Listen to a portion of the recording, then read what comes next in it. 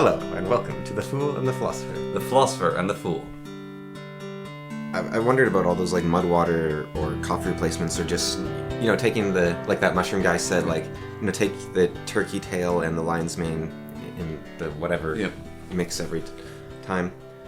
Like mushroom is chitinous, right? So and people are allergic to chitin. And I wonder if there's any concern there with like shellfish allergies and mushrooms, or developing allergies, or maybe because wasn't that one of the issues with like grinding up crickets and putting it into everything? Yes. Yeah, and I imagine mushrooms are because mushrooms are freaky alien space penises. Yeah. Well, they're the.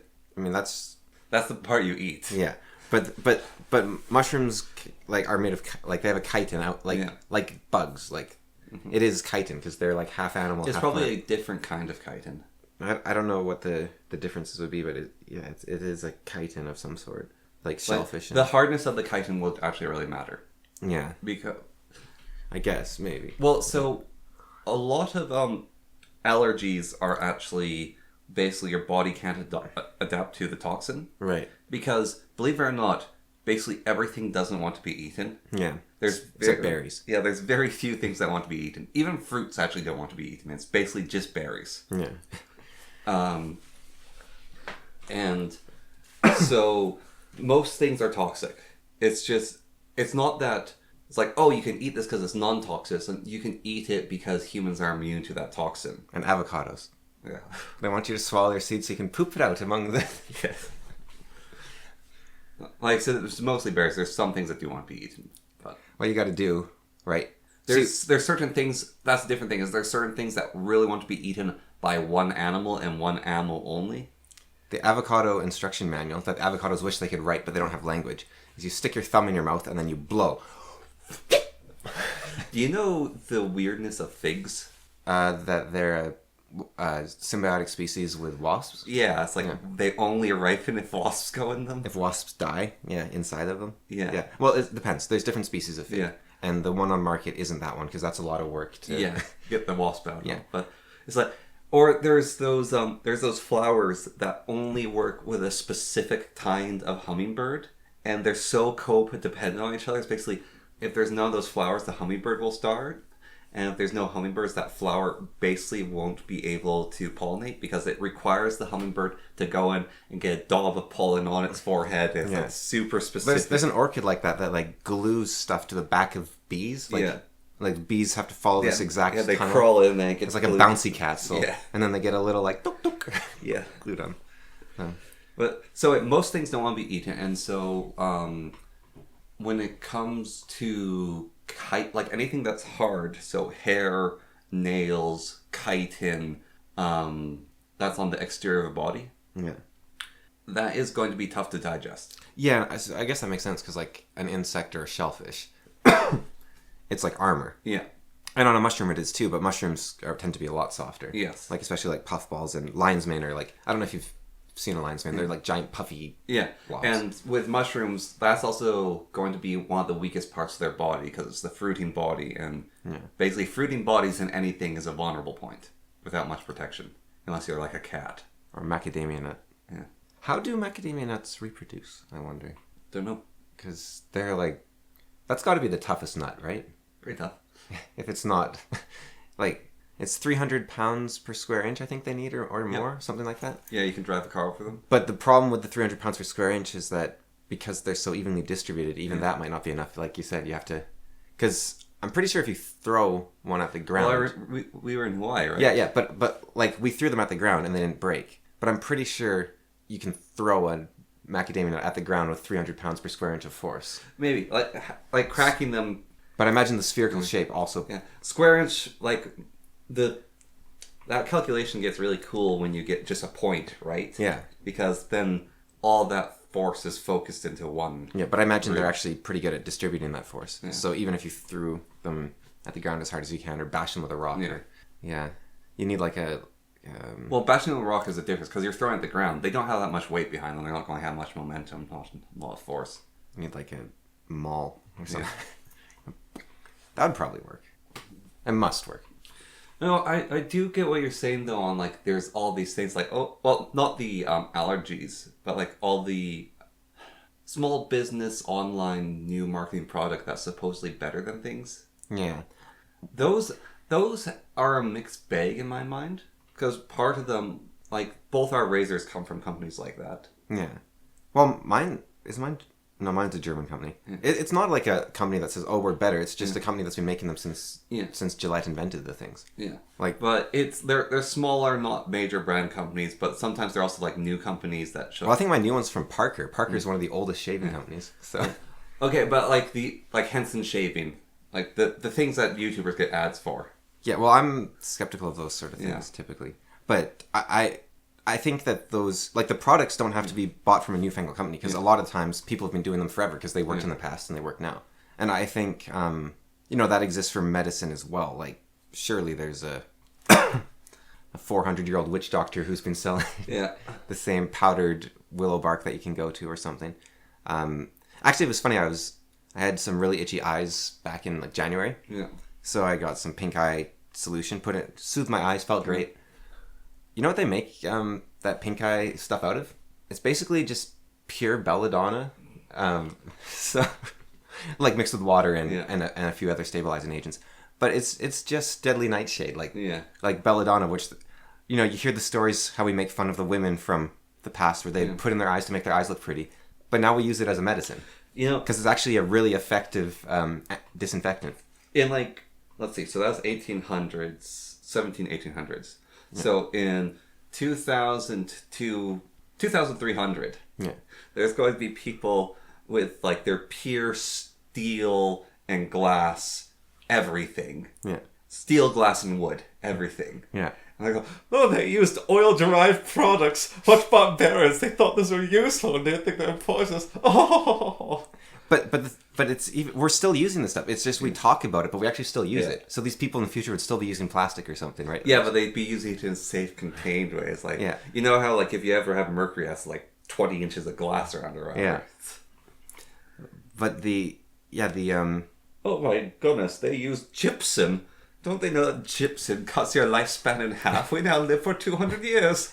But the thing we were talking about earlier, which wasn't on the podcast, was I heard about, I don't want to go into too many details, but I heard about several kinds of drugs, and you were talking about several more, that, well, yours are more expensive, I think, the ones you're talking about. Good God, yeah. Yeah, but the ones I've heard about, they're very cheap, they're very easy to produce, you can even make them yourself, some of them, and they have a lot of beneficial effects for a wide variety of diseases, right? Like, they can handle and help with, supposedly, I'm going to say allegedly here, right? Yeah. With a huge variety of diseases. And a lot of them tend to get you in trouble with YouTube if you talk about them, which I think is a problem on YouTube's end to start with, because that immediately makes a certain kind of person trust it more. Yes. Because they're like, well, YouTube is evil, so anything they censor must be good and true, right? Like, like the if you talk about Bohemia Grove, you'll get a little thing on your YouTube video that's like, Bohemia Grove is just a place for rich people to have fun. It's not some child slaughtering cult. And talk about climate change, positive or negative, they're like, oh no, it's not a hoax, don't worry. You talk about, I watched a video, I think it was, I can't remember what it was. It might have been Potholer or something, but he was reinforcing like a sort of climate consciousness narrative. Yeah. At the same time as saying, but this one that's used by the mainstream is false and it's harmful because it's very easy to disprove, and then people don't believe in it. But then the whole YouTube thing was like, oh, don't believe this. Here's the Wikipedia. I wonder how many of these warnings we can rack up. I think you might have to be big enough to get them. Well, I saw this video which was called Canada is Dying. Yeah. And this guy was talking about all the things in Canada, and he went to talk about MAID, and he talked about how one of his friends basically went through it. Yeah. And when I was looking at the video, when I first started watching it, it has like the suicide warning thing. Like, there is help, like you can talk to these people. Yeah. And it's like, his title's Canada is Dying. Why is this here? But he talked about it later on. But I wonder if you can rack up multiple of those, and like if you can go for a high score. I actually know someone who, I know of someone like tangentially who it was like their father or their mother, one of their parents did MAID. And so they had to fly down to see them for the last time and do this. And they were very upset with them because it's like, you're destroying the family. Like it actually wrecked their family basically. Yeah. And they didn't want to go at that time, and they didn't want to go and see them and have to look at them after, like, oh yeah, I'm going to abandon you. And that's, or not just abandon you, but I'm going to kill myself. Like it's kind of Because I think, like me personally, someone's suffering enough that they want to die. I don't consider them abandoning me. It's like, I can't force them to suffer on my account, right? Yeah. But it is still a very weird dynamic to, hey, you should come see me. So I think what you should reply to that, right? Because they were saying, I want to see you all before I die, right? Yeah. And you have to come even though you're in the middle of this busy work thing. Yeah. I think the best response to that is, oh, no, sorry, I'm busy that week. Yeah. Because what that does then is it says to them, what, you care more about your work than about me? You should see me because this is our last chance together. And then hopefully they have this little synapse fire where they go, wait a minute, they're looking after their self. That's what I'm doing right now. So therefore, I can't demand they come to this thing, and either I have to cancel it or I have to accept it. There's something deeply disturbing about that as well. Like, come see me, I have this planned schedule where I'm going to die. Well, it's like narcissist on a weird level. Well, so it's Grandpa's like, oh, he's dying, he's in bed, and it's like, go say goodbye to Grandpa. Yeah. And it's like, this is an ancient old man. Yeah. And it's like, you hold his hand and his eyes open and he recognizes you. Yeah. And then the nurse flicks the switch and the life support is off. Yeah. Like, they're not killing him, they're just stopping him from staying alive from this, like, big machine. Yeah. And then he goes like, oh, and he passes away. Yeah. Like, that's sort of like, this is your last chance to see him, like, he's at the end of the road. Yeah. Let it take its course versus, let's pump him with like 20 gallons of morphine. But the difference there as well, right, is that you want to see your grandfather off, right? Yeah. Versus a person who's sound and mind enough to say, I want to see you before I kill myself. It's like, whose right do you have to see me? Yeah. Like, I get to see you if I want to see you before you do. You can tell me, hey, by the way, killing myself next Thursday. You're like, okay, cool. Or you can be like, oh, I should go see you. But you don't get to say, hey, you should come, you have to come down. Because it's like, who are you to tell me what to do? Yeah. It's like, well, I'm killing myself. It's like, I don't care. Like that's literally what, like, self-destructive, narcissistic, borderline type people do to get attention to themselves. Ultimate final gasp of narcissism. Yeah, it's actually what, there is something, I don't know if there's a technical term, but narcissistic suicide. Yeah. Essentially, what you can do if you have a suicidal thought is you can differentiate it, because people, there's a guy, he's called The Last, he was anonymous until journalists hunted him down and doxed him. Yeah. But he's called The Last Psychiatrist. And he believes that everyone has narcissistic moments and narcissistic tendencies. Yeah. And that it's not it's not something like Down syndrome, where there's some narcissists and there's people who aren't. So he believes everyone has to be on alert for narcissism in their own lives at all times, basically. And so he says one of the narcissistic thing, like this narcissistic suicide idea, is basically, if you have suicidal thoughts, you can think, okay, is it because I don't want to keep living, or is it because I want to make everyone else upset that they didn't believe me, that they didn't listen to me, that I want to prove my suffering was genuine to the world? Yeah. Because that's the sort of thought I used to have a lot, especially when I was like 6. I'd be like, I hope I die from my pain so that everyone else realizes, oh, he was actually in pain. And that is narcissistic suicidal thoughts. It's not about dying, it's about attention. It's weird because it's basically last night I read about this YouTuber I watched that's she basically ran a fox rescue. Yeah. And she committed suicide because of all the negative comments she got on her videos and stuff. And like online bullying. Jeez. And part of that is it's really sad. Yeah. Because she's a really good person. But I was... what confused me on it is how can comments ever bring you to that point of a thing? Like, it's one thing if people are sending you letters and like screaming at you in the street and physically harassing you, but who is getting angry at fox rescue videos enough to drive someone to suicide? Yeah. Like, what is the... was there examples of comments on this sort of thing? Because I didn't look further into it. Okay. I know she apparently was like pretty high on the autistic spectrum as well. There's definitely other things going on. Fixation. Yeah. Well, there's definitely something else going on. Right? Yeah. Like, it's not just... Also, you're running a rescue, so you have to see like the greatest evils humans commit against very cute, fluffy foxes. Yeah. Yeah. You're in a high stress position.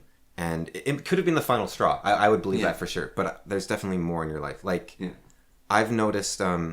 this is a physical example, right? Not a mental example. I was setting up a table for an archery tournament a few days ago. So, you know, those big plastic folding tables. Yeah. So I carried 2 out, set them up. Same time last year, I couldn't lift one of those tables. And if someone, and people were telling me stuff like last year, like, hey, I need you to do this and then I need you to do that. And it was stressing me out because I'm like, I have enough energy to maybe struggle and drag this table like 10 feet. And I can't do the other stuff in that same day, right? But from now, even though I'm still much weaker than I'd like to be and much more injured than I'd like to be, and everything still hurts a lot more than I'd like it to, it's like you don't even think about it. Someone's like, hey, can you grab that? It's like, yeah, no problem. You grab it with one arm, you keep going. Yeah. And that's how they're thinking about the situation, right? Yeah.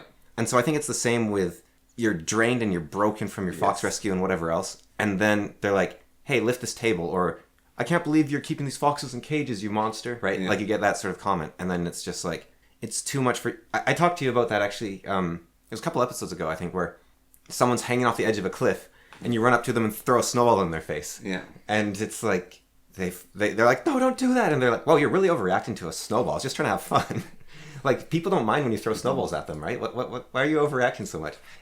But of course, that doesn't even make the person throwing the snowball bad. It's just they didn't see the cliff. But how do they know it was because of the comments? Did a family member or something? Their husband. Okay. Basically talked about that. Because I think that's also them looking for an explanation to a degree.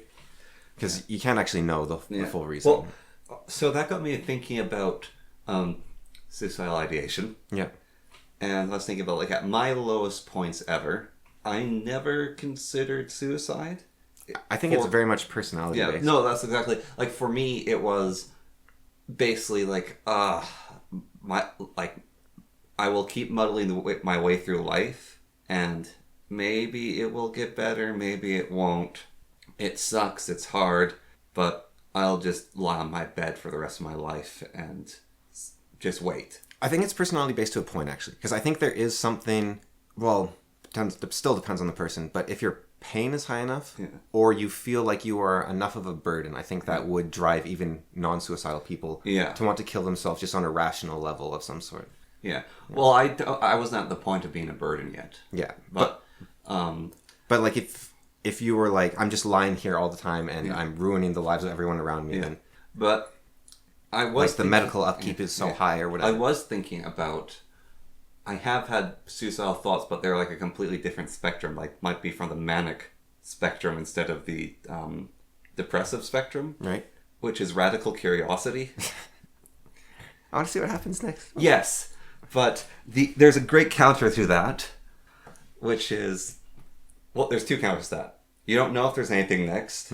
And have a little patience. And it's like, it's only like 60 years, and there's a lot that can happen in those 60 years you haven't experienced yet. Yeah. So, just be patient. But it's a bit like in the Sherlock series with Moriarty. Yeah. Being alive is so boring. Yeah, I don't know about it. I guess, like, if there's people who think that way, I guess. The Foster Wallace, the guy who did the This Is Water, like, that, you know, the older fish is like, evening boys, how's the water? Yeah. And he also did Infinite Jest. His suicide, I find weird, because he finished the manuscript for his final book, wrote a letter about who it was supposed to be sent to, which publisher, what he wanted to make sure was done with it, like which stuff you couldn't touch when you edited it, which stuff you could. Got that all ordered, put it on the desk, got it all like nice and tidy, ready to go. Then he killed himself.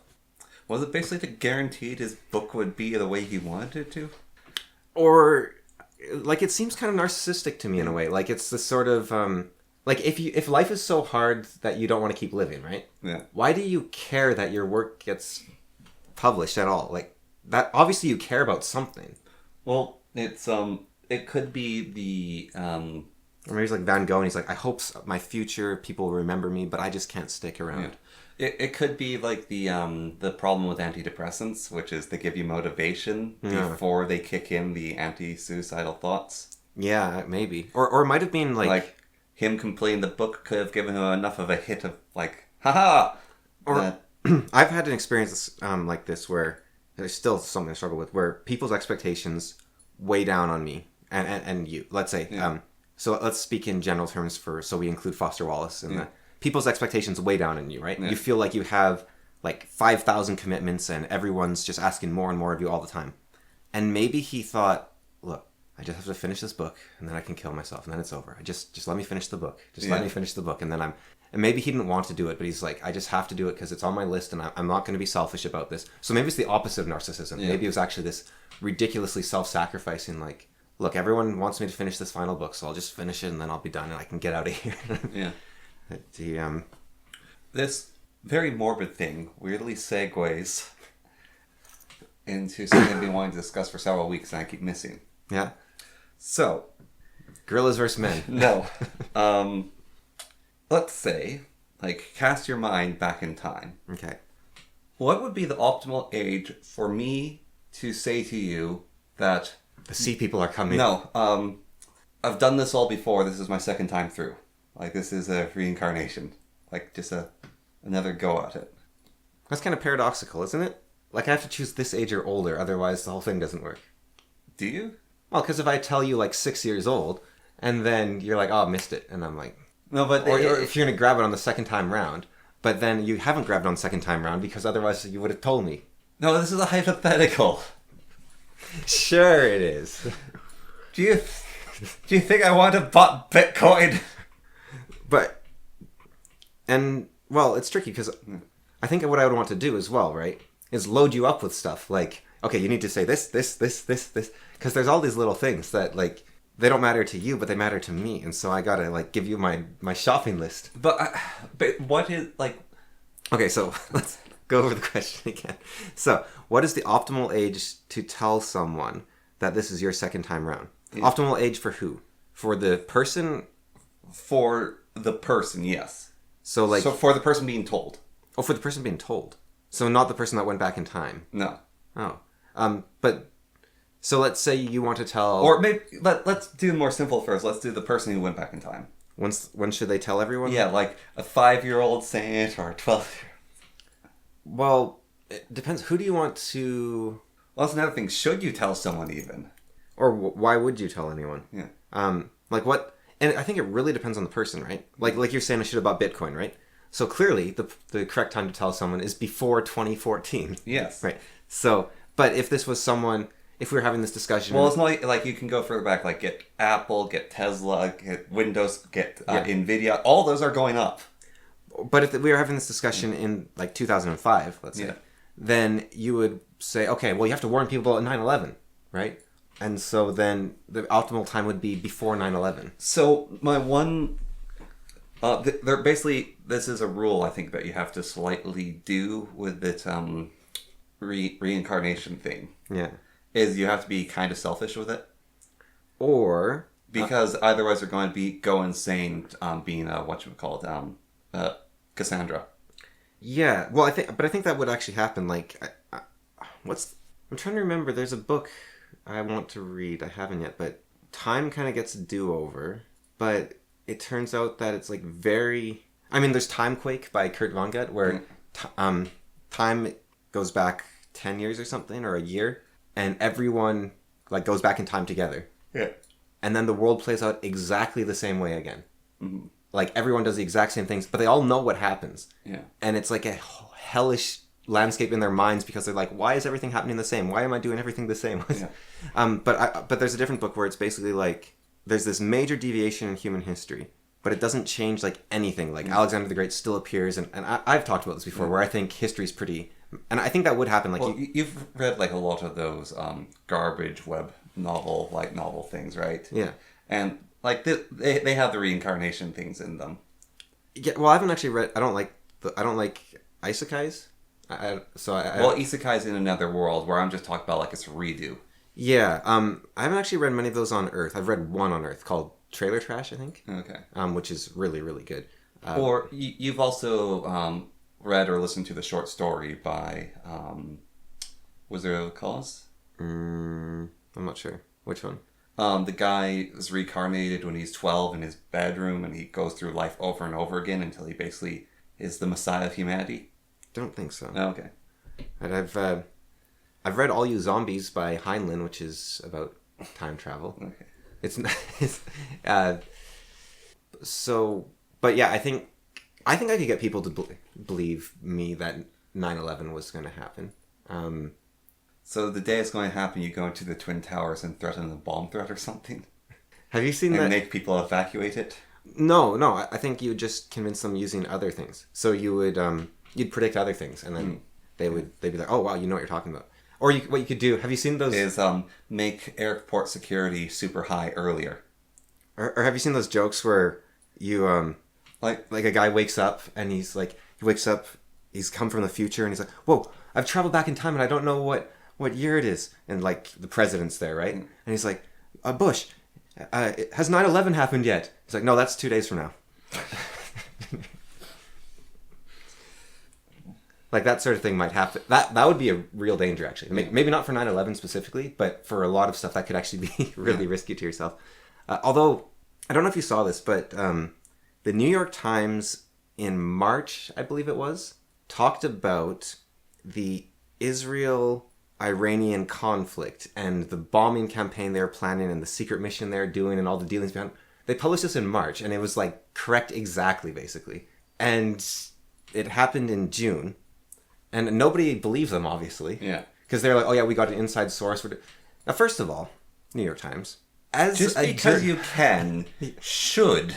Like, what you can do, if you really want to show how smart you are, put it in a sealed letter, give it to some bank and say, open after this date, and then let them open it after the action happens. But you can't just, your own state secrets, chuck them out there that was my problem with the, that leak thing between all the heads of state. Oh yeah, on Signal. On the Signal leak. Yeah. It's like, I happen to have found this thing and it has big government secrets in it. I want to leak it all. So I feel like you could be tried for treason doing that. Well, I mean, a lot of people, like Chelsea Manning was tried for treason, and that really pale, creepy-looking guy, Julian, the WikiLeaks Julian Assange? Assange, yeah. He also was like hounded for the rest of. I mean, I think he's in prison right now. Yeah. They finally caught him. Australia gave up his asylum or something. Yeah. They're just like, nah, we're gonna give up on you. Yeah, and there's that guy who lives in Russia. Yeah.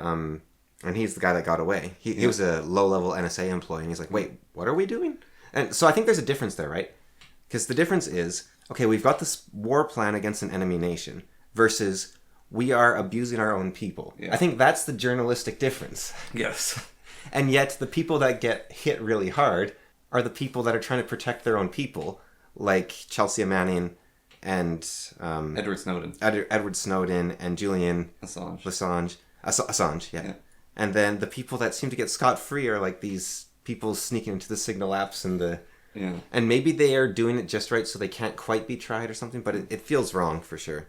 Because it's like, this is a very sensitive operation against a potentially very dangerous nation. Whether you believe it's the right action or not, it's still like, you're going to get people killed. Like, you got to be...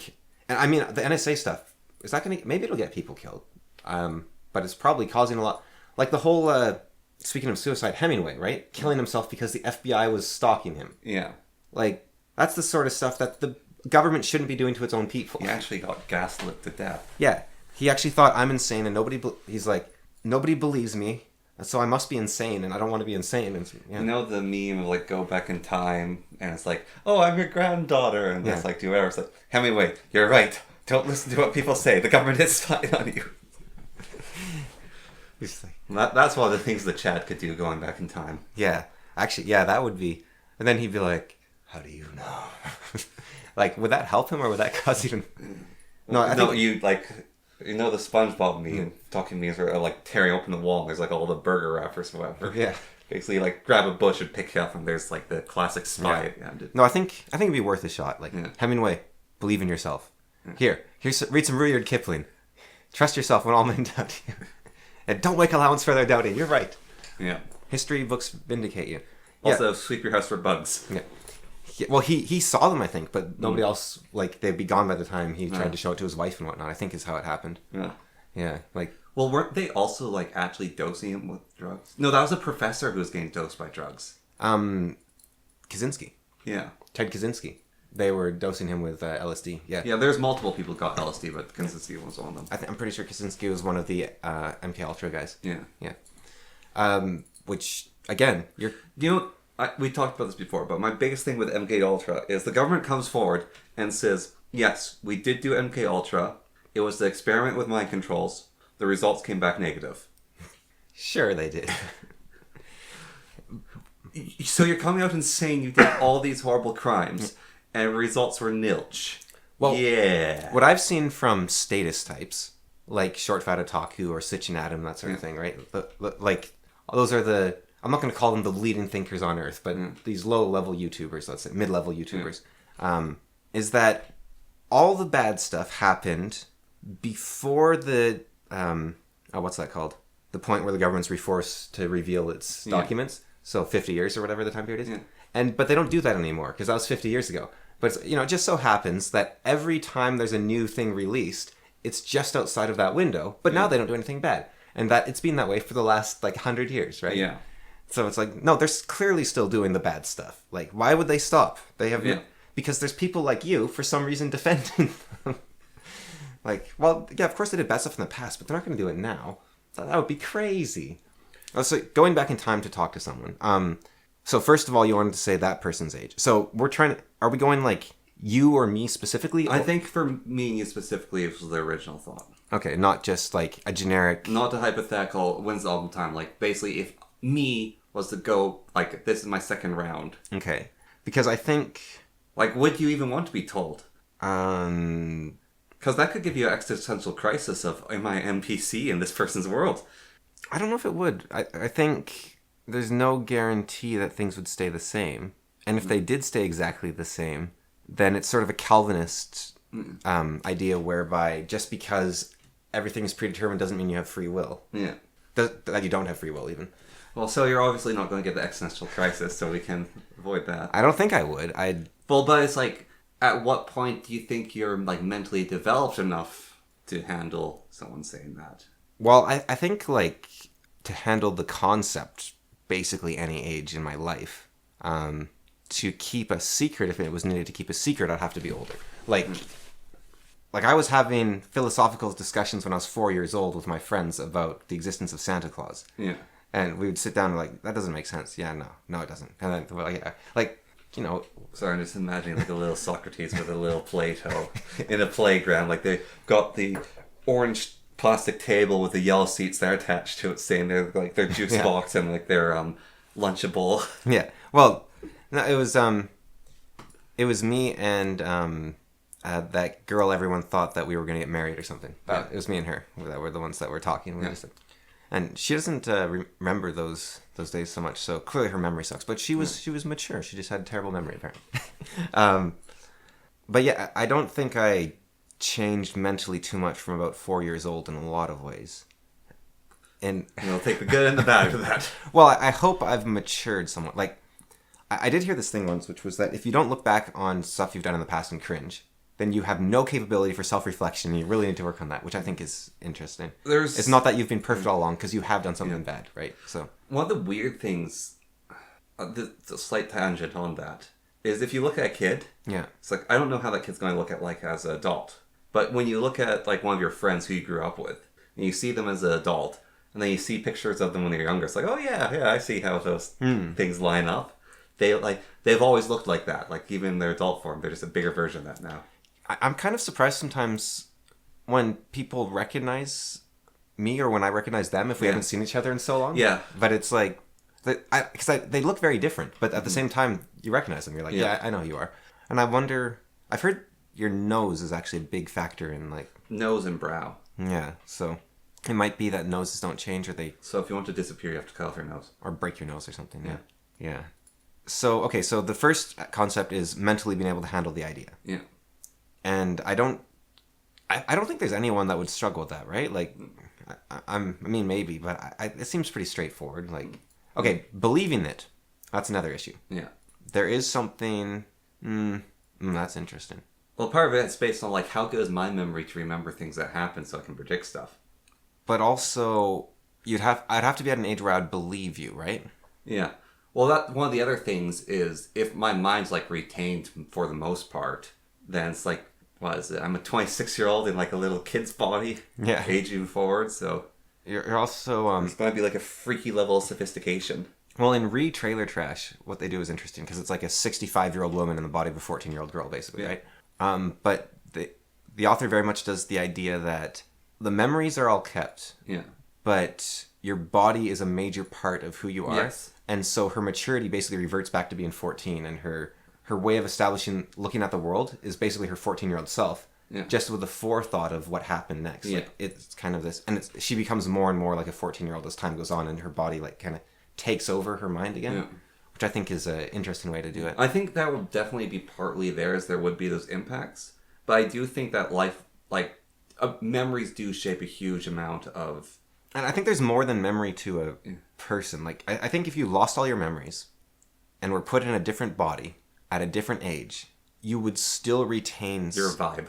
Yeah, or you're like even your maturity and your experience. I think that maturity and experience isn't just memory. I think there's more to it than that. Yeah, and so that like your capability to handle disaster or your capability to show kindness or to deal with a surprise. Like I think that is contained somewhere other than memory. And to have to deal with a really jaded 4-year-old.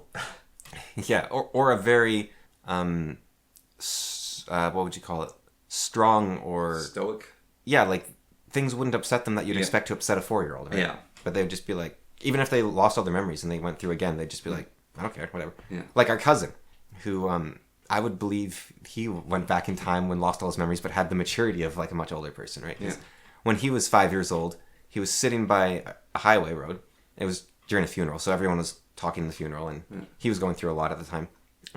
But he was sitting by a road. He's 5 years old, so I was 18. So I walked over to him to just make sure that he was okay, because everyone was not looking at this 5-year-old standing by the highway, right? Yeah. Or sitting by the highway. And so I went over to him and sat down beside him and was like, talked to him for a little bit, and then I was like, hey, I'm gonna head back to the party. You should come with me. And it's like, no, I'm gonna sit here for a bit and think. I was like, yeah, but we're worried that you might just wander off. He's like, no, I'm not gonna wander off. I'm gonna sit right here, and if you need me, you can call my name. And he said his name, and then okay, you freaky 5-year-old, you've got it. I'm out of here. That's you've thought this through for some reason, so I'm out of here.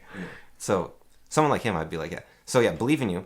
Like, you could use code phrases, but the problem is, if I told you a code phrase now, you could just lie to me and use that code phrase in the future, right? So and I would have to know the code phrase by the time you went back in time. Yeah. And there are code phrases that I would know, but it doesn't actually tell me anything, because if you know them as well, then you could just pretend. So that doesn't help. You'd have to predict a future event, I guess. Predict a future event or explain things deeper than you possibly could. So the biggest problem... Like, I think, like, you don't just have to predict an event. Like, you could literally explain concepts. Like, doing advanced mathematics and, like, high reading comprehension. Spoiling Harry Potter. You wouldn't dare.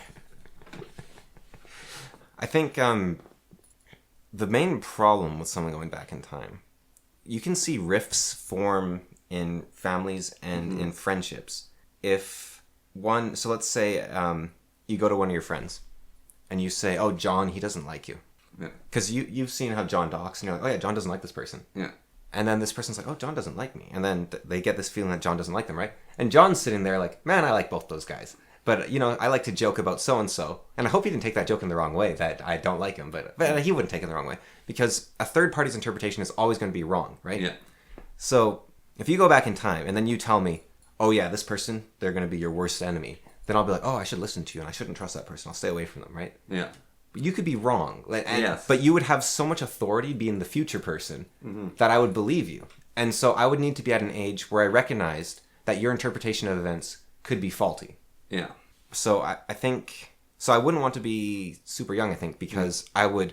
If you told me when I was 8 or when I was 16, or I might be like, okay, now I'm going to trust you about the future. Yeah. But I need to be at a level of maturity where I say, okay, he knows the future, but he can only tell me the future through his own lens. Yeah. So I think I would need to be about 21. Really? Yeah. Jeez. For that to... Yeah, I think so. Now, I think I would learn that you were wrong about things if you came earlier, right? Because things would not turn out your way. But... Well, what about... So with that kind of conversation, it's basically like... My thought is like, okay, so come, I explain to you, and then I basically say that I can be wrong, and this is like one future who knows the rules to this thing? Maybe everything will change. Maybe me even just telling you this causes such a butterfly effect that now everything from now on will not go the way I think it goes. But it's more than that. It's not just, even if the future is exactly the same, Yeah. you could say, oh yeah, this person will be the love of your life. Yeah. And you could be totally wrong about that. Like maybe I'm in this horrible marriage where I hate them, but I'm stuck with them because I'm reading Crime and Punishment right now, and this one guy's in this marriage where he's in debtor's prison, and this woman went and bought all his debt, and then left 30,000 of it that she keeps paying off monthly. But if he ever leaves her, he'll get the whole 30,000, and so he's stuck in marriage with her basically. Like that sort of like and you might not see that from the outside. Yeah. So I think even if, because obviously the future would start. It might not diverge that much actually, but it would probably diverge a little bit. Yeah. But even then, like you'd be like, oh, that person's the love of your life, but just me knowing the future stuff, maybe I changed enough that I don't connect with them anymore. Yeah. There's also the problem of competition, right? So let's say there's an amazing job with only one opening that would, like, if I knew about it existing, I would be like the perfect fit for it. But you're also the perfect fit for it. Yeah. And you're like, okay, I'd go back in time. Now's my chance to get that job. Yeah. And then I never get that job. Or you're like, oh, no, you don't want to do that. Like, there's a lot to contend with on your end of like, ooh, this, now I get the girl this time. Yeah. I assume brothers will have similar tastes, right? Like, so it'll be, I mean, thankfully, I'm not that interesting Terry Crews, but he will be mine. But, I think the risk could be there where there's like a rivalry for, Shad had that, it was his friend, I believe, not his brother, but there was that, Shad from Shad Diversity. Yeah. There was that girl that him and his best friend, I think, fell madly in love with at the same time. Yeah. And then he's like, I got in there first. But his best friend goes back in time and he's like, I mean, I'm just going to talk to her a day early. It's not like I'm lying or anything. The temptation becomes a problem. So that's a different question. Like, how much influence, if you, let's stay on the one topic and then explore the bigger concept further later. Okay. So you go back. Now, for me, it'd be a weird dynamic, right? If it was like you going back and telling me this, because I'm the little brother in this relationship. So I basically go, okay, so I have a superhero who can look out for me and tell me what to do and knows how to make my life awesome. So, I mean, not much different from before. I mean, think about I told you, back in 2012, put shares in Google. And did you listen to me? No. I don't think I said that, buddy. I was 12. I don't think I said that either. No. But, I might have said something like that. But the thing was, like, Google became huge from the 90s, right? And everyone's like, wow, I wish I'd gone on that train. But the thing was, Google kept growing. Like, especially in the last few years, they've gone crazy. So, no, the ones to go look out for are Amazon, like our time frame, which we have access to, is Amazon and Tesla and Nvidia. I don't know if Amazon's publicly traded or not. You might not be able to buy shares in Amazon. What's his face? Warren Buffett's thing, if you can get in on that. Yeah, well, his was more slow and steady, wasn't it? Like, yeah, but it's always grown. Yeah, but I would. But if you know the future, you might as well go for like the big ones, right? Well, Tesla, Bitcoin. Yeah, go for Netflix. Nancy Pelosi, whatever she does. Yeah, just start following her. Yeah. Netflix for a while, I think they've kind of cratered.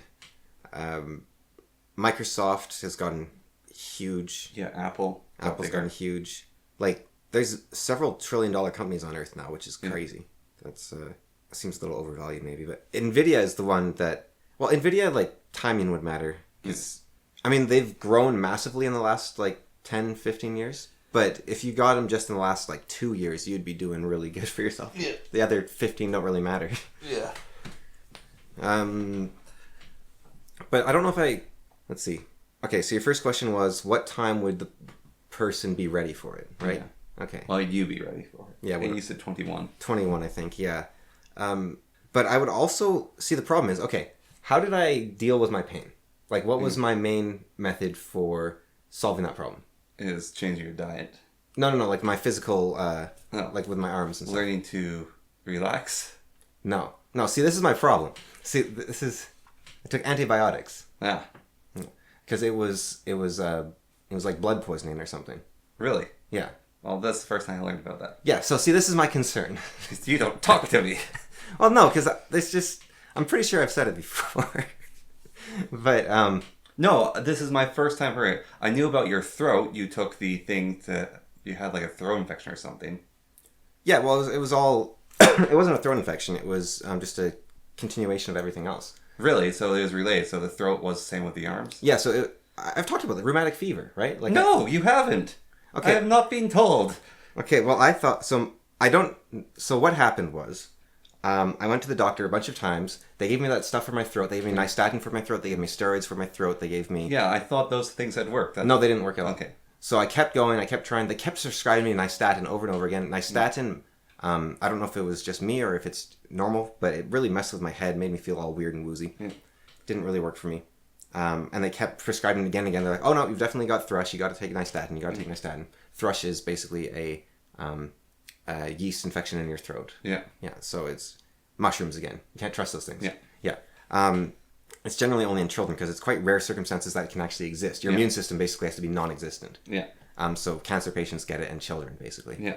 So the fact that they weren't doing more testing when they couldn't cure the what they thought was thrush is concerning in and of its own, I think. Yeah.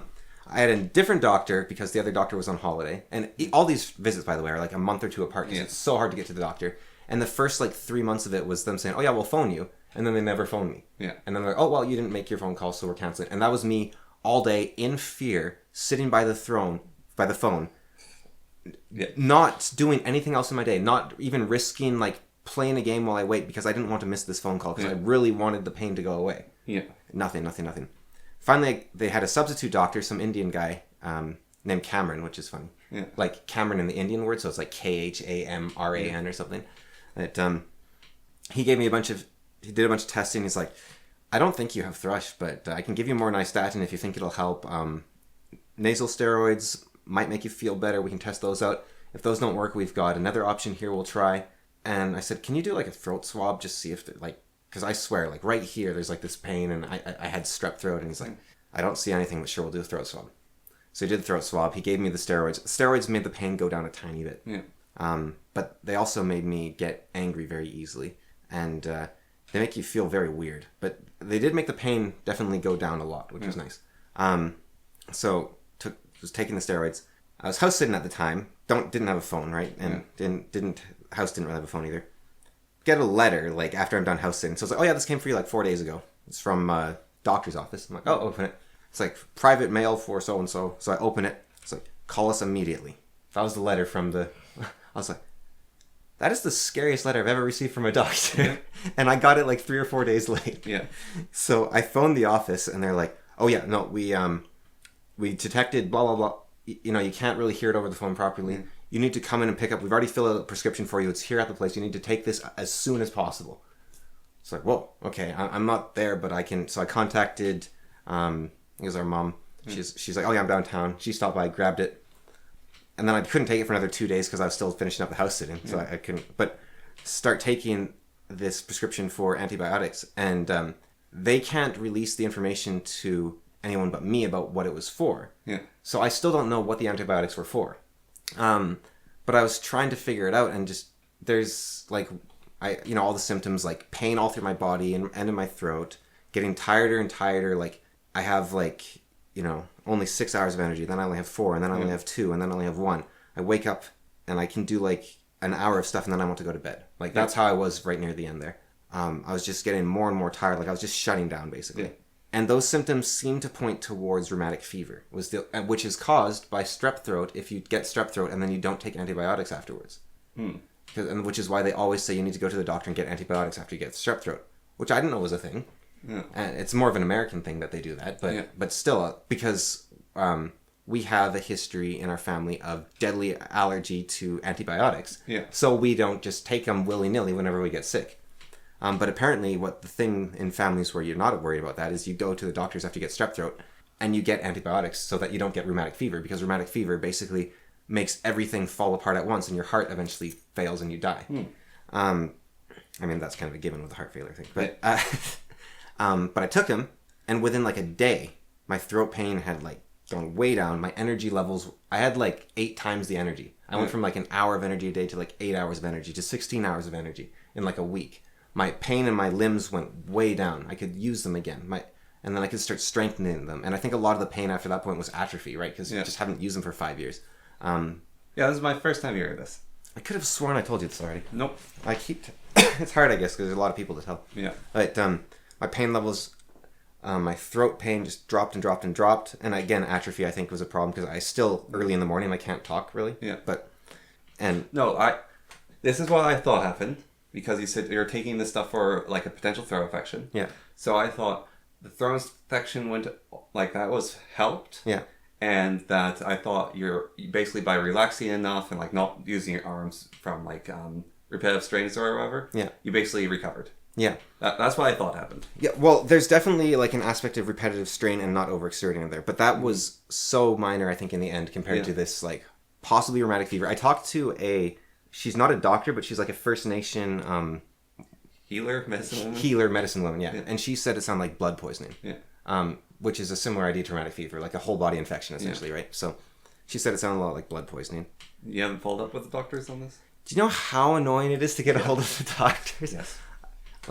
Like you spend a month to not get a phone call from them. Yeah.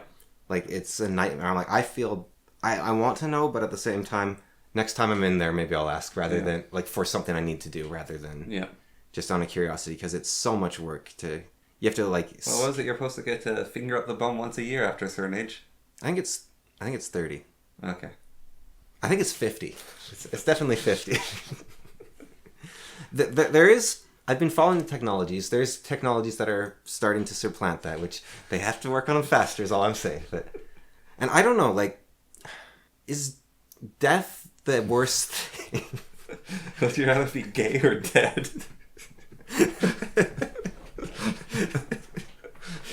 But actually, like, are we so concerned about dying that we have to violate our privacy constantly? Like, have some dignity, you know? I know a guy, one of my friends, my friend who used to live over there. That's the first time I've laughed about jokes about Okay. My friend that lives over there. Yes. He was working on a big building project with a bunch of carpenters, a bunch of metal workers, that sort of thing. Huge building project. One of the guys has a lump in his testicles the size of a testicle. Yeah. He doesn't want to go to the doctor for it because it's, that's a private area. He doesn't want it. So instead he's like, no, I'm super brave because I got 3 balls. And so like I think he nearly fell off the building or something. He grabbed on and he's like, and then he like secured himself and everyone's like, whoa, I couldn't have done that. It's a good thing you got 3 balls. You're but no, it, for me, when I had testicular torsion. Yeah. And I went to the doctor and it was a younger guy. Yeah. And he was actually pretty good about it. He was like making a bunch of jokes that weren't like too far and stuff. And like he said, the one thing he said is it's like, now a lot of doctors don't put any like credence in this, but I actually believe that blue balls is real. So he's like making jokes like that with right. me. And so went through that with him, and then of course I go for an ultrasound. Yeah. And female nurse, so that's like slightly more embarrassing. But they're professionals, they go through it all. And it's just a weird, really, really weird experience. I don't think I'd want to do that. I actually didn't actually take any medicine that basically said, yeah, it's this testicular torsion and you have a cyst as well in there, so it'll just go away over time. Like, what's the worst that happens? Like, your balls explode. Well, no, I think they would. That's the worst that can happen with severe testicular torsion. Is your balls either explode or they fall off. No, I think worse would be like they start rotting and then you get gangrene, right? Like, yeah. But like, how bad is gangrene really? Well, then they'd have to treat gangrene in your balls. Well, if you waited long enough, maybe they could just amputate you at the waist and they could leave the rest alone. You could be in like one of those little carts. Yeah, that'd be fun. A little cart, a little straight cart. You can be walking around in your gay shoes while I'm in my straight cart. What on earth are we talking? Time travel? We're talking about your medicine. Yeah. So that's the kind of thing where actually Total Biscuit talked about this, right? He had started having bowel issues in his early 30s, and he didn't want to go to the doctors. He's like, it's just diarrhea, and then it kept going and going. He's like, it's just rough, and then going and going, and it got to the point where it was difficult for him to work because he was spending so much time just like going on the toilet, trying to get off, that sort of thing, back and forth. And when he finally went to the doctors, they had to do the old thumb of the bum, as you said, thing, and they're like, oh yeah, no, this is colon cancer or whatever, bowel cancer, and if you'd come like 6 months earlier, we could probably stop this, but now it's spread to your liver, and we'll do what we can. There's not much we can do. And so he released a video saying, please, you think you have a concern, just get checked, right? Yeah. And obviously that's horrible and that's tragic. Yeah. On the other side of that, I think you can get to the point where you're checking every time you get a, like you went and checked for testicular torsion, right? There's a very similar pain feeling, which is if you have like your hip socket there, like if that muscle gets sort of strained, it can feel very similar because you don't quite know where the pain is. And so if you're... Oh, I knew where the pain was. Yeah. But you it feels like the same, right? Yeah. But so like the moment you like try to do the splits, you feel this pain, you're like, oh no, I got to go to the doctor for you can become hypochondriac, I guess, sort of thing, where you can actually the classic example is you can get scanned for cancer or something, like you can get an MRI like once a year, make sure you don't have cancer, make sure you don't have anything, right? That radiation adds up to the point where you're actually increasing your odds. Well, I'm actually thinking about it. It's rather weird because basically like the pain kept building for me, right? Yeah. And it was like 1 weekend it's like, this is uncomfortable. 2 weeks in, I could barely walk. Yeah, if it's persistent, that's... Yeah, so it's 2 weeks in, I could barely walk, and it's like, all right, I've been experiencing this for 2 weeks. Time to contact the doctor. What's weird, I'm thinking about, is basically like, I phoned the doctor's office, and our regular family doctor wasn't available, so I got this younger guy. Yeah. I got him like right away. Yeah. Well, I didn't go into the ER for like a checkup. This is like a proper doctor's appointment. Well, if it's for torsion, they probably moved you up as well. Well, they didn't know if it was torsion or not. It's just... But you don't want to let a potential torsion wait. Well, or testicular cancer. Yeah. Which was the other possibility. Yeah. It's like... I was just thinking, it's like, I actually got an appointment really fast. No, those are things you don't want to just wait on, right? Yeah. But on the other hand, cancer sometimes just goes away on its own. Like sometimes. It's very rare. Mm-hmm. But... well, actually, no, it's not rare at all. It's incredibly common. Yeah. However, once it's gone to the point where you're feeling it, that's where it's not going to happen as likely. There's a guy who had a brain tumor. Don't take medical advice from me. Yeah. There's a guy who had a brain tumor, and he got a second brain tumor that ate the first one, and then that brain tumor disappeared. Yeah, stuff happens, I guess. That's amazing and ridiculous. But, yeah. But yeah, stuff can happen, right? And most cancers are tiny and they resolve themselves, but they can spread, and then it's nice to get them early. There's actually... I can't remember. Hawks vs. Doves was there's a cancer doctor saying, like, there's some cancers that it's better for you not to know about. Like, if let's say you're 85, you have a very slow-acting cancer. Yeah. If you don't know about it, your lowered stress will probably give you a longer term of life than knowing about it, and the doctor's saying we can do nothing, or them saying we'll do chemo, and then the chemo stresses you out, like... Because there's some cancers, they'll take, 15 years to spread, right? Yeah, and there's technology to make chemo way better coming up. Well, Well, so this stuff's amazing. So so basically you have a needle, right? Yeah.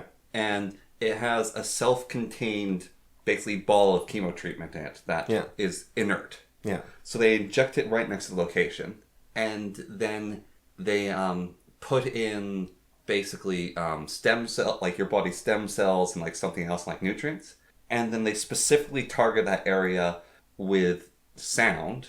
And basically 3D print a new organ in that location, which releases the chemo locally.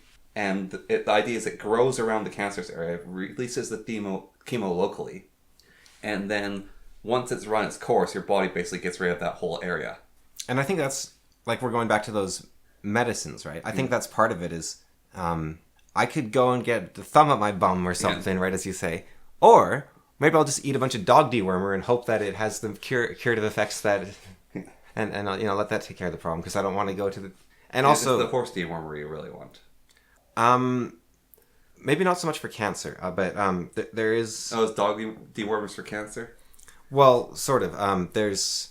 I thought ivermectin was good for cancer. It might be, because it turns out that antiparasiticals seem to work really good on cancer as well. Yeah, because basically, you have a thing that's designed to target foreign cells in your body that are similar but not the same as the cells in your body, right? That's what an antiparasitical is, right? And that's also what a cancer is. So so here's the thing, right? Like, me and you, I think, both have aversions to medicine. Yeah. Like, I'll only take if it's necessary. I mean, you're doped up right now. Oh, God. You're a big drug addict. You Yes. love your Benadryl or whatever it is. I absolutely despise it. You just can't get enough of the stuff. It's preferable to the other thing. That's the case. Like, I take it when it's preferable to the other medicine. But it's like, I have these thoughts of medicines, like, they have these million side effects. It might be the side effect that's helping you or whatever. Like, medicines are kind of evil. You only take them if they're necessary.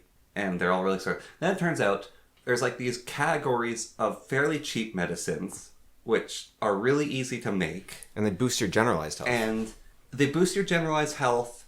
And if you happen to have, like, something specifically wrong for you, their side effects are miracle cures. Yeah. Like vitamin D, ivermectin, that's... Vitamin K. Like, basically look at the, is it the UN's list of essential drugs? Like, basically that list is, like... Yeah. I'm not saying you should take those all the time. Maybe vitamin D, but even then I'm sure there's downsides. I mean, like, you can get calcium buildup if you're not careful with vitamin D. Which is not to say don't take vitamin D, it's just if you... There's a limit on the bottle, and if you, like, go over that limit regularly... I think you have to go like 5 times above it or something, but you can have a calcium buildup essentially from But that. isn't vitamin K like the thing? Vitamin K can prevent a calcium buildup. But, you know, you don't want to... If you just hear, like, take endless vitamin D. So take vitamin D and eat kimchi. Yeah, that is basically what John Campbell said during the pandemic, which, again, don't necessarily trust him on that, right? Yeah. He even says don't trust him on that. Yeah, because he could be wrong, and I learned this during the pandemic. Medical studies, they need a 30% correlation in order to determine something is effective. 30? Yeah. You would think it'd be like 70. Or 90? No, it's 30.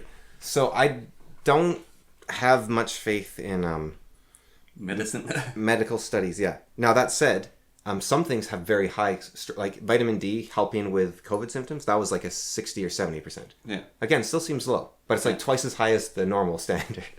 I think the vaccine was like 17% or something was what, like, I can't... there's another one for the YouTube. List, yeah. Yeah. I could be wrong there, and I probably am. Again, I'm not a repository of the medical consensus by any means. Should we talk about elections just to get the full house? Do elections get triggered on there too? Yep, on the election results. Saying this election was fair and balanced and no nonsense happened. Oh, yeah. Well, I like Trump's new hat. Have you seen it? It says 45 to 47 on it. So, like, he's president 45 and 47. But it's a dash instead of a comma. So it looks like 45, 46, 47, basically. Yeah, that'll trigger that one. Yeah. But, the Canadian one, I've seen some people talking about they think that it was stolen. And I really don't think Canadians are just morons. Yeah, like... I have much more faith that Canadians just have no clue what they're doing. Yes. Because I also worked for Elections Canada, and it would be very difficult to fake a small amount of votes. Like, I can believe that there is a couple seats here and there that were stolen, and through... And whatever happened to Pierre Poilievre with his list that's taller than a human... is silly at the very... like, even, like, they investigated, they said this had no impact, but... Yeah. It's still, like, that shouldn't happen. I think it would give him an advantage, actually, if anything, because it's splitting the vote, right, in a way. So I think it would probably actually help him, if anything. Yeah. It's just silly, like... Yeah. But... And then there was some cases where it was super close and they had to recount them and redo it. And then it was, like, a 1-seat difference, and they decided to run with that. Yeah, so... It's like, that should... That's a bit more... That should trigger a by-election. Yeah. Well, I think it has in most cases. I don't know if it did in all... It definitely triggered one... I think the NDP gained an extra one or they lost one or something somewhere. But like that sort of thing, I'm sure there's a couple edge cases here and there that could make the difference of 3 or 4 seats. Yeah. But in general, it's a pretty secure system. That would be a lot of work to mess up one ballot box. And a single voting booth is going to have 5 to 20 ballot boxes. And so you put a bunch of work into cheating one ballot box. And there was... No, I like, even if there was some sneaky buggery, I think that the Canadian populace is more influenced than any of that. Well, and I also think, like, in the States with their 2020 election, I think part of the reason why it was so strongly thought that the election was stolen was because the zeitgeist felt that Trump should have won, right? And there's also that graph, literally. Where at 3 a.m. suddenly there was a giant change in votes. Yeah. Because all the and they had a very unusual election where they changed the rules of the election so Yeah. that you could have mail-in ballots, and it was very different for them, right? Yeah. Whereas our election didn't have any major upsets, Yeah. and also the zeitgeist was not Pierre should have definitely won. It's more like, yeah, they'll vote for the Liberals again. And another thing that I think actually goes against it being cheated for the Canadian is the Conservatives had like the best election they've ever had. Yeah. The Liberals had a really good election. And the NDP died. Yes, the NDP died and the Quebec Party shrunk. Yeah, so it wasn't like the Conservatives even did poorly or anything. Yeah. It wasn't like It's the best they've ever done, ever. And I think the other thing was, if Trudeau had been running for the Liberals and he had won, then you'd have people saying it was stolen. Yes. But Carney is an interesting case because he's a fairly conservative-seeming guy, at least. Yeah. Like, he's a banker, so immediately you go, oh yeah, he's kind of conservative. So you could believe that conservatives were like, yeah, we'll vote for him, sure, right? Yeah. Even, whether or not it's true, he has this image of, I mean, he's got like a trans kid, so he can't be that conservative. But he's a leathery old man. Yeah.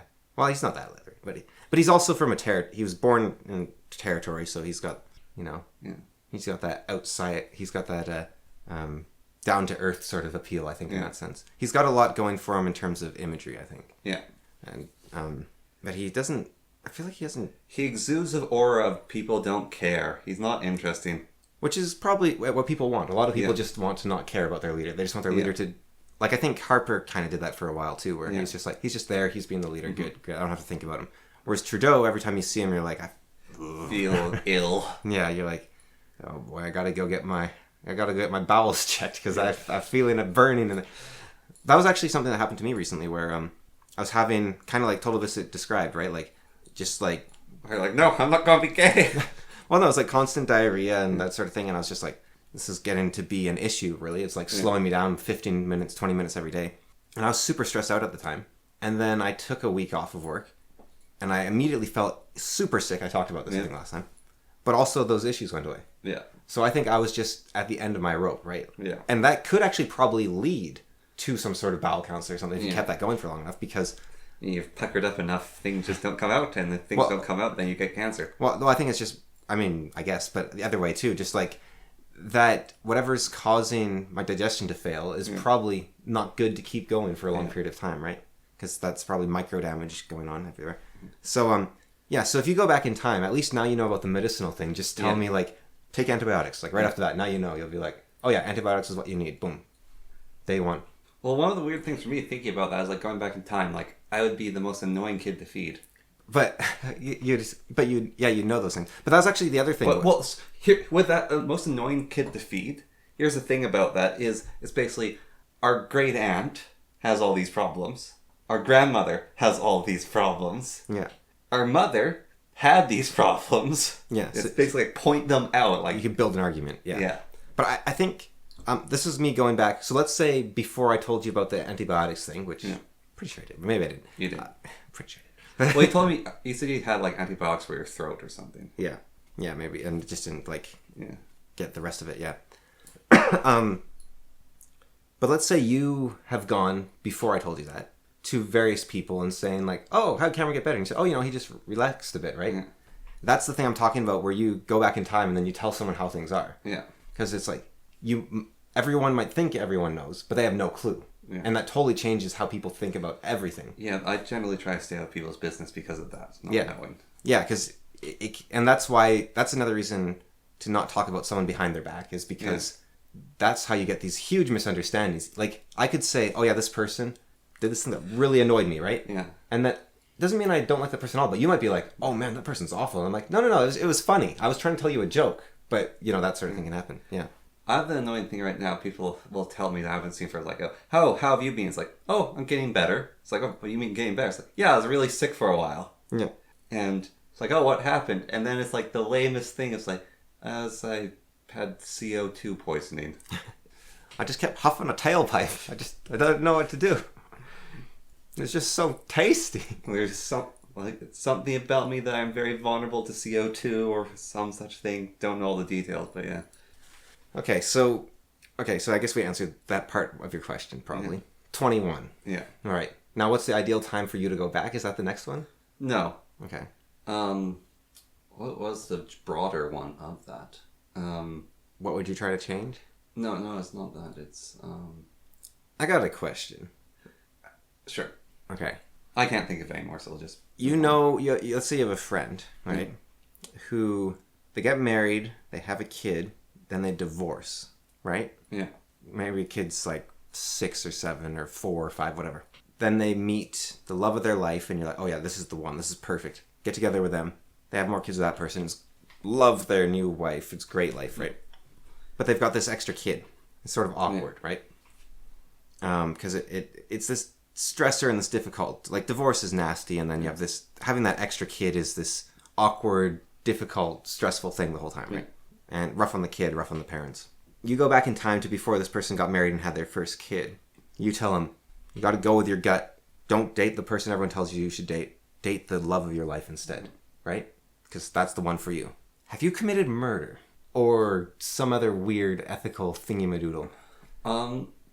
Because I think a lot of parents in that situation where they have the one kid from the previous marriage would say, I wish that I had married differently and everything, but I would not trade that kid for anything, right? Yeah. Like I would not trade that kid for the world, even if it's with the wrong parent or whatever. There is no wrong parent. It's the kid, right? Yeah. And I love that kid with every fiber of my being. I wouldn't trade them for the world.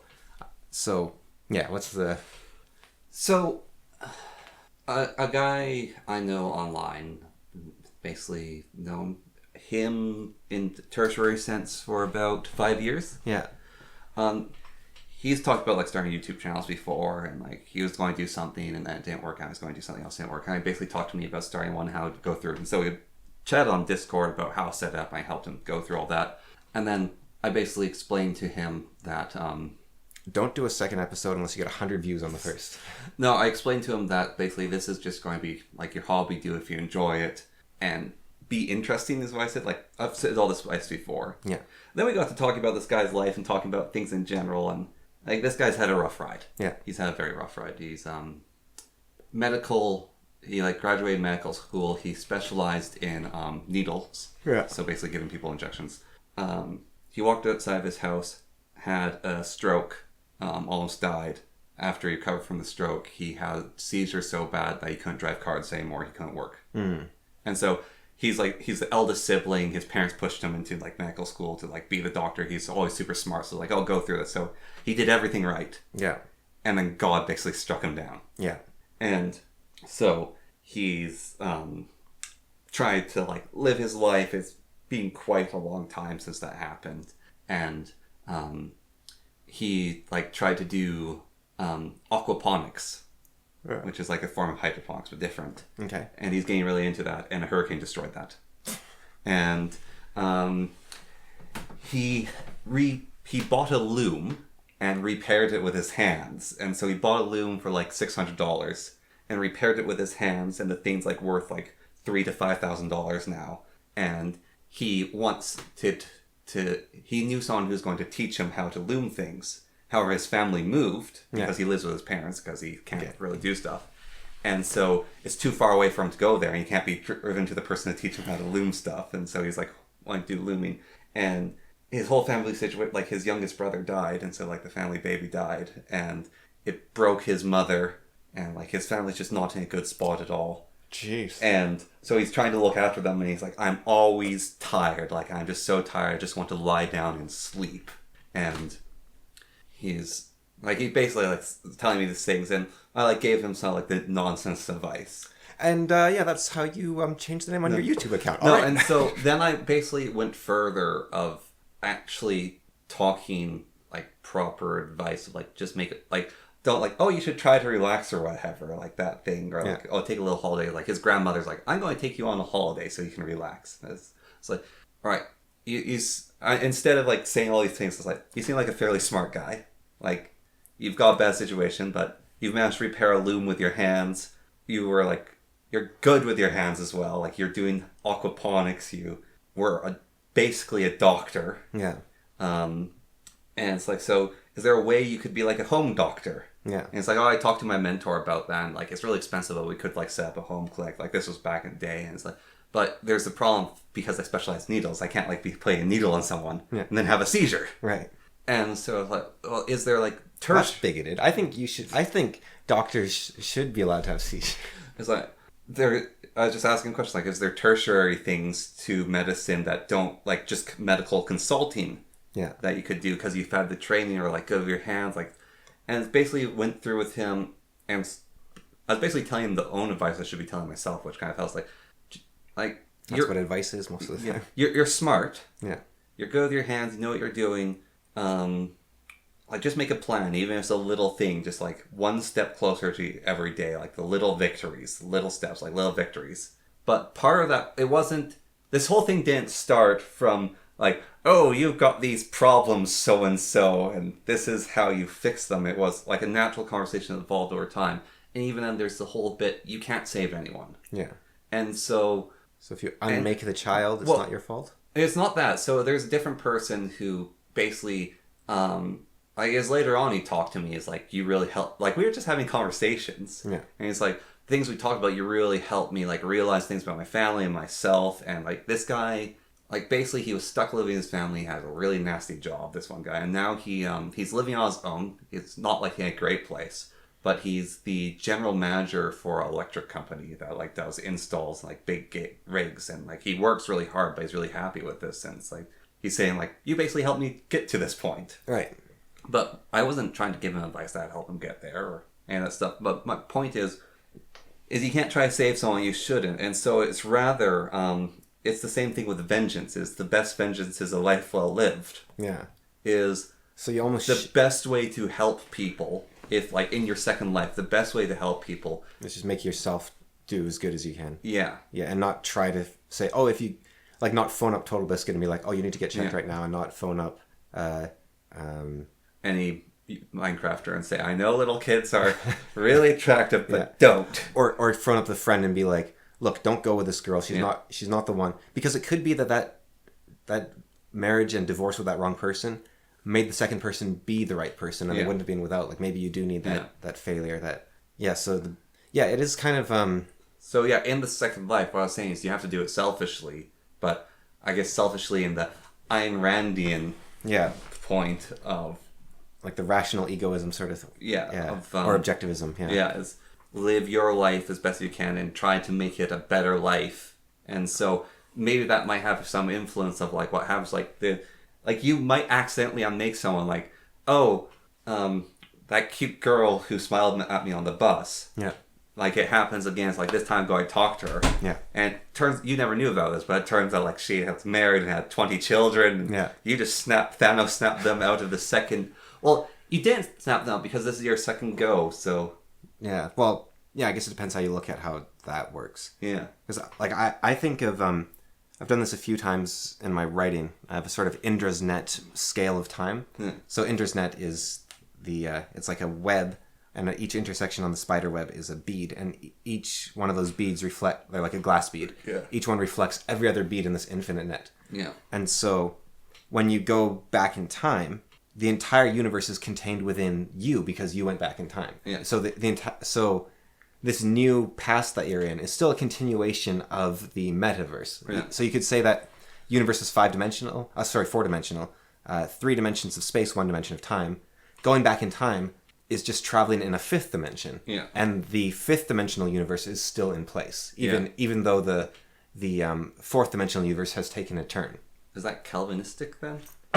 Not really, no, because Calvin is the idea that God's all-knowing. Yeah. So therefore... Well, everything's predetermined. Well, it's not... Well, that's the thing. That's what people say when they reject Calvinism. But Calvinism isn't that everything's predetermined. It's actually just that God knows everything. Ah. So he knows how things are going to go already. So he's already determined if you're going to heaven or hell. Ah. So the predetermination is God deciding if you went to heaven or hell already. You still have to live your life. Well, that's why I don't mind Calvinism, because I think just because God knows you're going to be a jerk doesn't mean you should be a jerk. Like, you could be a good person, then God will know that you'd choose to be a good person, right? Yeah. So that's how I see it. Is all-knowing doesn't mean that you don't have any will. It's just... Well, Terry Pratchett, his death was interesting, that he remembered everything. Yeah. And his he would remember things that never happened and things that did happen. Hmm. I was thinking like you mean his Alzheimer's sort of thing? Oh, death. Yeah. Not okay. I got confused. Because Terry Pratchett died from Alzheimer's. No, his character death. Yeah. Remembered everything. Yeah. Like, everything. There's a whole book about that. Yeah. But he would remember things that didn't happen or could happen. I mean, there's even a case where death chased Rincewind to the end of the universe. Yeah. Time ended. There's a new Big Bang, and then Rincewind's sandwich on the beach caused a Cambrian explosion that caused the exact same series of events to play out. Yeah. And then the new universe was the one, it was identical, and so Rincewind just went back to the time where he was, basically. Yeah. Yeah. So they definitely had, and then the Monks of Time, of course, time is shattered and rebuilt many times. And so there is definitely a fifth dimensional time there where everything is shifting, but it's all from we're the fifth dimensional beings, right? From that outside perspective, we're looking at it and we're saying, yeah, no, there's still a book 1 and a book 2 and a book 3 and a book 4, even though in universe time is a mess. But from our perspective, it still makes sense. It's just all contained within this. Well, the easiest way, of course, is like a sort of sausage links of. Didn't the Carcer book basically retcon though? Well, no, it kind of made a stable time loop because. Yeah, but he was able to change a bunch of things to actually give characters power. Like it used to just be like the tyrant who became who was like this overweight man, and then it was Veterinari. Well, the Auditors of Reality broke time though in one of the books.